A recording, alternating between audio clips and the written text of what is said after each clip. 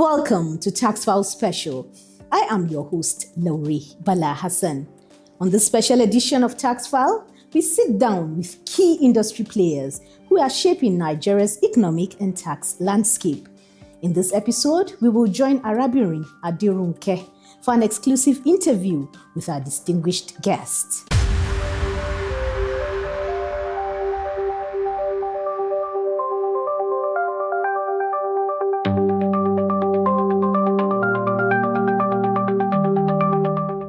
And now the news.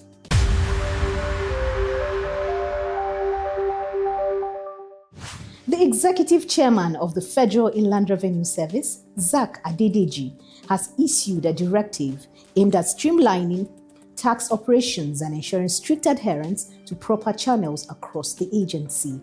Akure raised concerns over lapses in procedure and mandated that all tax-related matters, waivers, investigations, refunds, and enforcement must now pass through designated groups and directors for processing and approval. Sir Ahmed Chido has that report. Key highlights of the directive include waivers of penalties and interest must be vetted and endorsed by the coordinating director of the taxpayers group. Imagine taxpayers, government and medium taxpayer, or large taxpayers before submission to executive chairman. Tax investigations require the coordinating director endorsement and further approval of the CD of Compliance and Enforcement Group or the executive chairman. Any case not meeting criteria must be returned to the originating group. Closure of unauthorized offices, all audit, investigations, and tax offices not under ETG, GMTG, LTG or CEG supervision are to be shut down immediately, with staff redeployed by the Human Capital Management Department. Tax files from those offices must be transferred to the appropriate group. Enforcement action involving security personnel must receive prior approval from the relevant CD or the chairman. Dr. Akure warned that failure to comply with these procedures will be regarded as serious misconduct, punishable under the Service Human Resources Policies and Processes. The Maitama Emerging Taxpayers Office, METO, of the Federal Inland Revenue Service recently convened an interactive session with key stakeholders aimed at enhancing service delivery and promoting voluntary tax compliance among emerging taxpayers. The engagement, which brought together taxpayers and FIRS officials, was designed to foster open dialogue and gather valuable feedback that would strengthen collaboration and improve the tax administration process. Hussaina Ibrahim has that report. In her opening remarks, Mrs. Yidiat Oyini, Director of the Federal Capital Territory FCT Emerging Taxpayers Department, ETD, emphasized that the session specifically sought to address concerns surrounding withholding tax and other common challenges taxpayers encounter during tax remittance. She reiterated that the service's commitment to resolving these issues and enhancing taxpayer experience. The session underscores FIR's ongoing efforts to enhance transparency, foster trust, and ensure a more responsive and efficient tax system. The Federal Inland Revenue Service has partnered with the International Monetary Fund, IMF, to strengthen management of digital portfolio across Nigeria's tax administration. The initiative, coordinated by the Research and Statistics Department, RNSD, is part of an IMF technical assistance mission aimed at establishing a robust framework for digital project oversight, accountability, and governance. Aisha Abdulkader has the report. This project's framework is designed to equip FIRS with advanced tools to prioritize digital initiatives, allocate resources efficiently, and monitor outcomes in line with international best practices. It is expected to improve transparency, streamline decision-making, and support the service's digital transformation goals. Several FIRS departments are playing key roles in the project, including the Technology Department for Infrastructure, Planning and Coordination for Strategic Alignment, Risks Management for identifying and addressing operational risk, and the legal department for ensuring compliance. Others include field operation for implementation and various taxpayer segments to address sector-specific needs. In a related development, the Technology Department has developed a dedicated website for the FIRS Journal of Tax Studies, FGTS. This follows the requirement for a Uniform Resource Locator, URL, by the National Library of Nigeria. The new platform is set to increase the visibility and accessibility of FIRS research outputs, with staffs of the R and SD already trained on how to manage and navigate the site.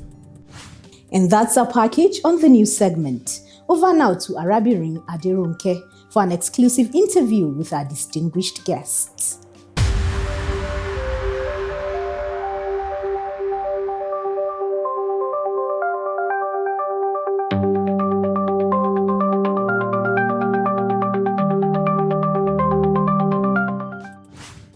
Welcome back to Tax File Special.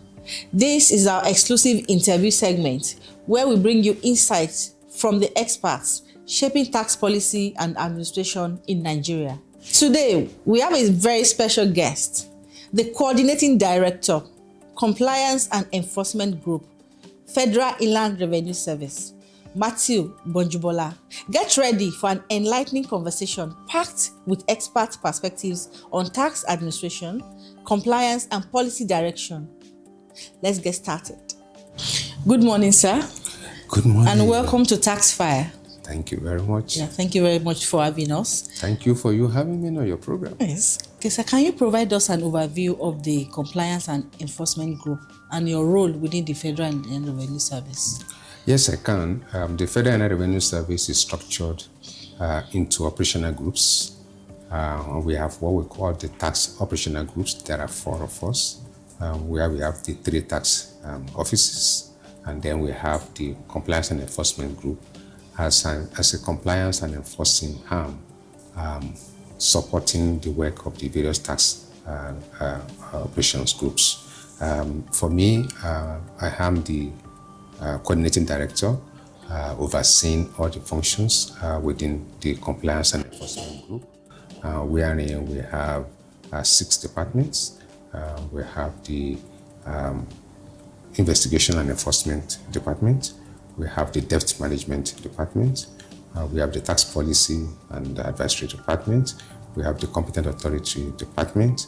And we also have the Field Operations Monitoring Department, which make the 6 departments that we have in that group. So how do you cope looking at the 6 departments under you, meaning that you have thousands of staff to oversee? Yes, indeed. But I have very good officers. My directors, I can say boldly that they are the best within the system. And so they make my load a lot lighter as they carry the substantial part of the work for me. All right, thank you so much, sir. Good to know. So going to the second question, how does your group ensure that taxpayers, particularly large corporations and high revenue entities, adhere to tax regulations? Well, thank you. And that's actually the core of what we do in the group. Like I've enumerated, we have different departments doing different things. So the starting point for us for compliance is the law.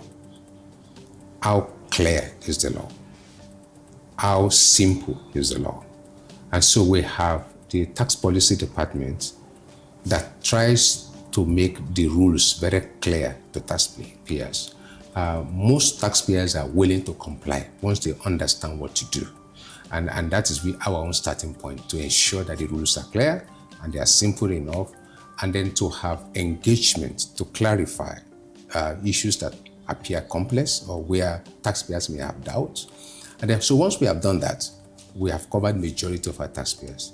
Then we still have some who may have some specific challenges of compliance. And then we now have the debt management for those who have not paid.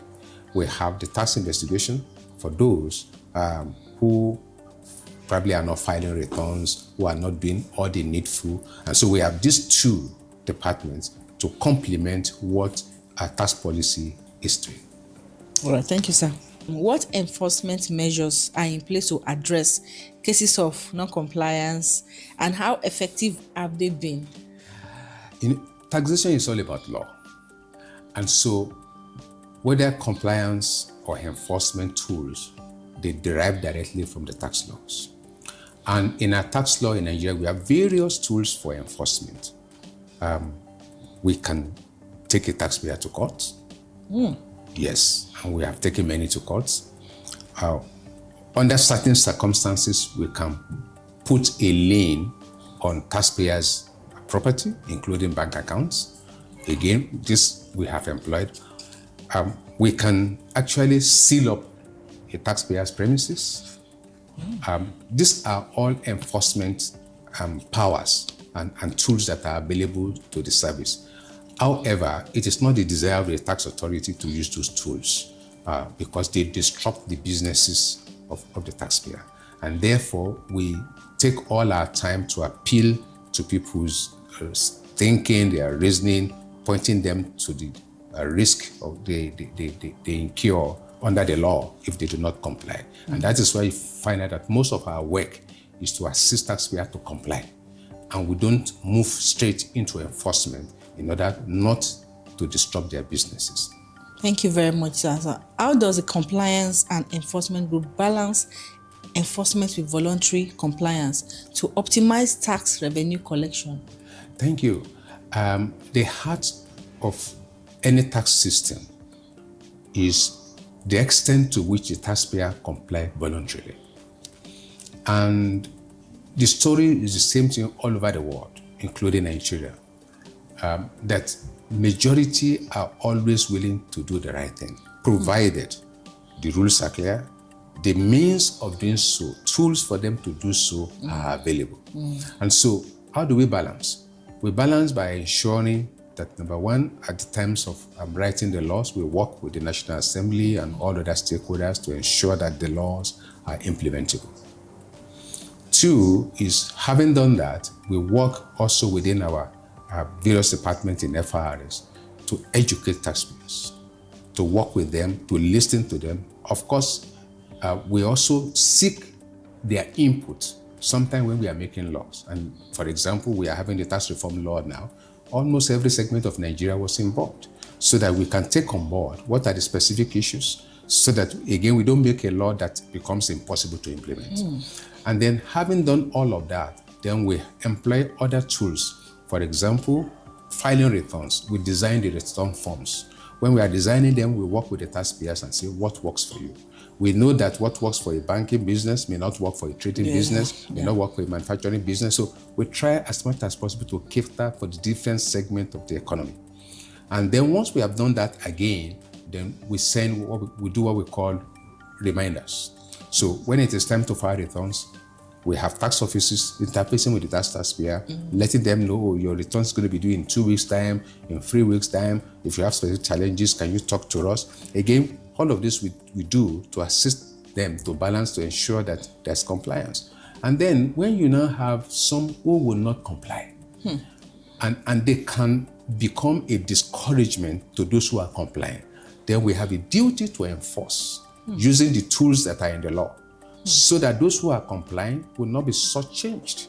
And so this is how we balance our enforcement with compliance, starting with assisting you to comply, helping you where need be to comply, and then if you would not comply, having done all of that, then we move on to the next stage and use the powers that the law has given to the service under the to enforce. Then we take those enforcement. Again, we also try to start from the lower level of enforcement and then move on to the ladder until we ensure that you have complied.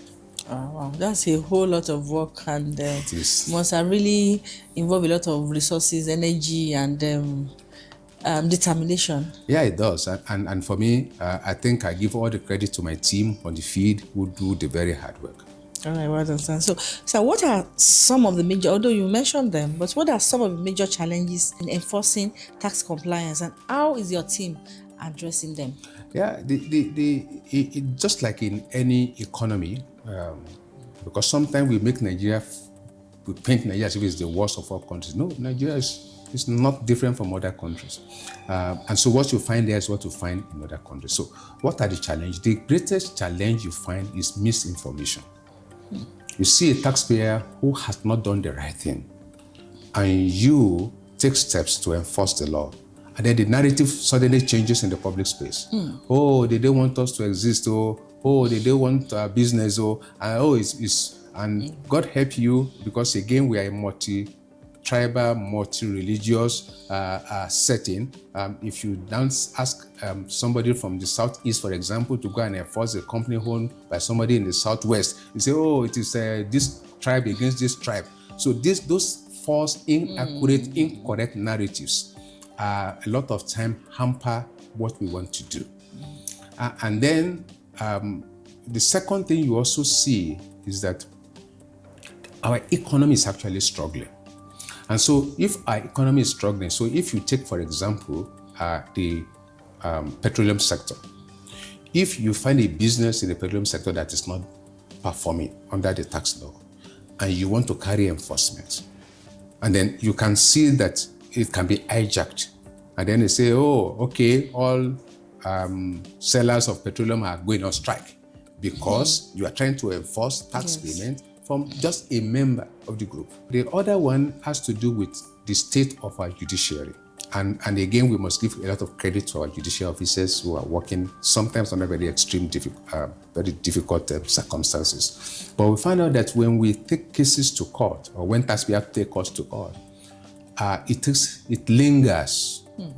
And therefore you can see a tax case be in the court for years, and some not very patriotic personalities do take advantage of that. Issues that are really not issued, they take it to court, knowing that the court are overwhelmed, and therefore it's going to take a long time for those issues to be resolved. So these are actually the major challenges that we face. I mean, that all other ones we can deal with them, and we are dealing with them as they come. Oh, interesting. So looking ahead, sir, what key initiatives or reforms is the Compliance and Enforcement Group implementing to further strengthen tax administration in Nigeria? We're doing a lot. I think we also, I must start by giving credit to my chief executive, the executive chairman. Since he came on board, he had led the system to restructure the whole service. And within the Compliance and Enforcement Group, we have also borrowed from that, a leaf from that, to also look at how do we do things. And so we have restructured ourselves. For example, if you look at our debt management department, last year collected almost ₹500 billion in debt, which had never happened before. And that has to do with the gentleman there who is the director, who is leading a very fantastic team, going all over the nooks and crannies of this country, ensuring that taxpayers who are owing us pay. And so part of what we are doing differently is that we now operate on the basis of actual debt, not intended debt, not disputed debt. And then we are employing all the tools that the law has given to us. We're taking people to court. We have had to put lien on certain property. We have had to even seal up certain properties. And again, I cannot cease but give credit to the chief executive, who always back us up. Even when we are reported, sometimes they paint us wrongly. He's always very mindful. So, okay, can you explain what happened? And when we explain, so go ahead, you are doing your job. And so for getting the management's backing, in my view, is one of the greatest things that has happened to us in FRS in terms of enforcement. Finally, FRS is tilting towards 100% technology. How has technology helped your work in your group, sir? Yeah, thank you. The use of technology had taken a great leap in their service. And in everything we do, you can see my table, I hardly have papers, and that is because we work more using the tools that ICT has provided for us. And so in all aspects of our work, whether it's debt management, we need to be able to have accurate records of what the taxpayer assessment we have raised, how much he has paid, when did he pay, their interest and penalty to apply. All of this have been migrated onto the use into the available technology. So human error. In the past, we used to have disagreement with taxpayers on numbers, on the issue of facts. Today, our disagreement is hardly on the issue of number. But the numbers are there, we are not contesting the number. So it cannot be on the issue of principle, it can be on the issue of interpretation of the law. And so that has reduced the area of differences with taxpayers. And that is what technology has done for us. In the days when we used to use calculators and then use paper to write and then whatever, inadvertently somebody may want to write 5 and the 5 looks like 8.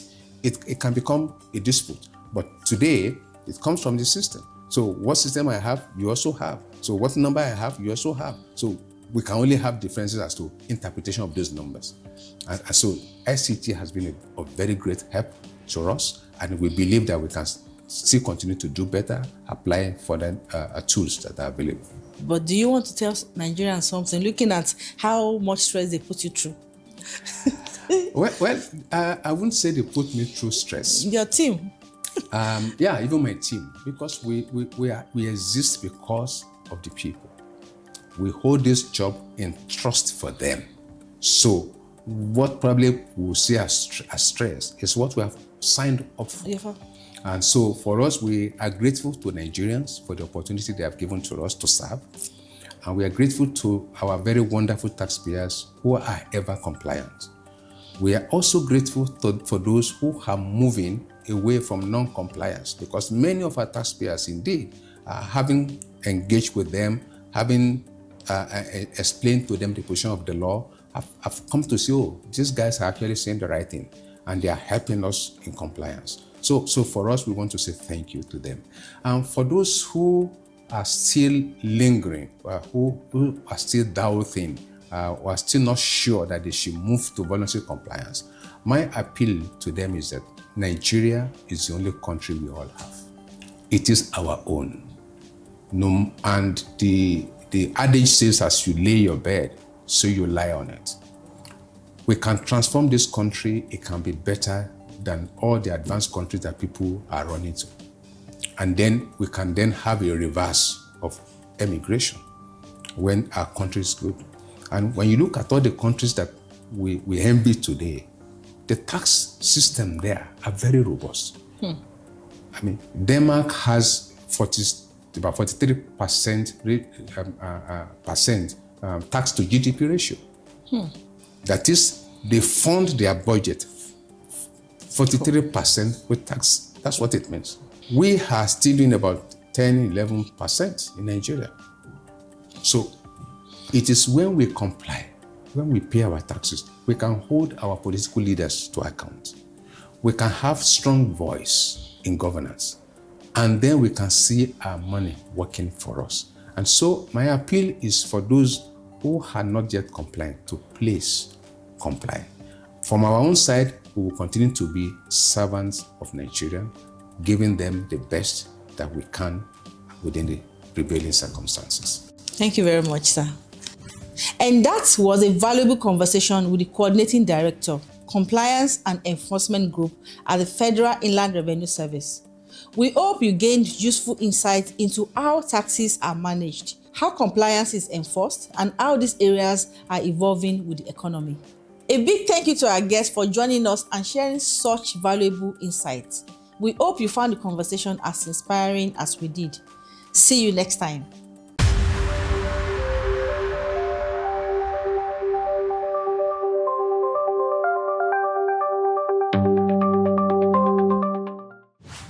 And that brings us to the end of the special edition of Tax File.